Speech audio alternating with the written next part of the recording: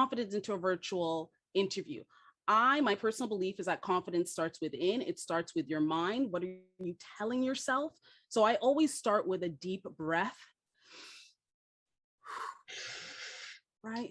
A lot of times when we're anxious and nervous, we forget to breathe, which our bodies and minds need it, right? So I always say pause, just pause and breathe. It's okay. It's just an interview, right? Another thing I do is practice my voice. A lot of times when we're nervous, our voice kind of wavers. So I really do some voice exercises. I belt out my favorite Kelly Clarkson song. I dance. I just get all the jitters and nerves out of my system. And I also tell myself that, this may be one of many interviews, and it's an opportunity to learn, to get some feedback so I can improve myself. So those are just a few of my tips. I also always have water on hand because I tend to get dehydrated when you're nervous, you're in front of a camera. So I always have my water. But those are my tips. I'm interested. Maybe we'll go to you, Michelle. Confidence. What is a tip when it comes to confidence? I would actually say like body language, especially for an interview. You're trying to bring your best self, you're trying to relay who you are and the best things about yourself on camera, which is not always obvious, right? Because we're so used to doing it in person. So I would say eye contact is really important. I would say posture as well. You look confident, you feel it. You sit up straight, positioning the camera at eye level. You don't want to be like somewhere else or kind of hiding. You want to be in the middle. And yeah, taking advantage of having notes too, like that can really boost up your confidence. Now we have a function on Zoom that we can keep, it says keep on top. So you can actually keep your resume on screen. So you don't have to like look down or, be searching for your notes. So you appear much more confident.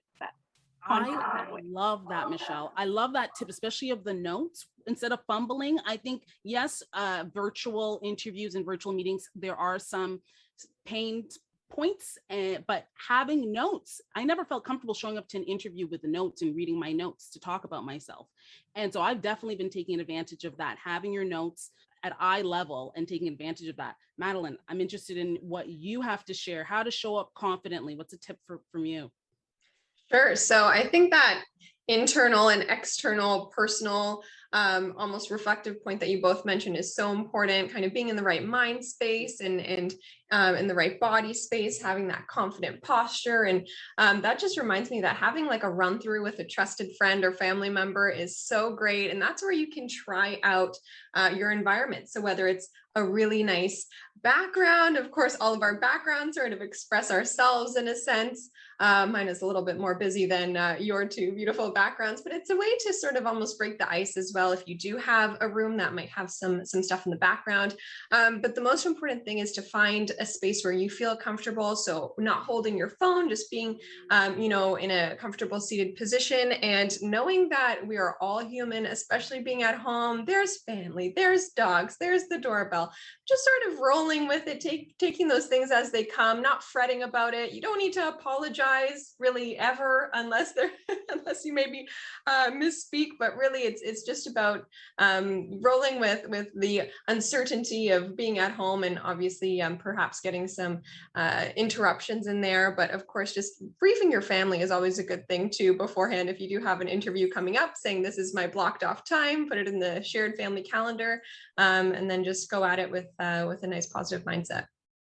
Those are great tips. I actually have an actual sign, do not disturb. And I love that idea of we're human, and these times where we're all trying to figure it out and work from home, be kind to yourself, be gentle on yourself. And I like that point of don't feel like you need to apologize, recognize it, but understand that we're kind of all in this similar situation together.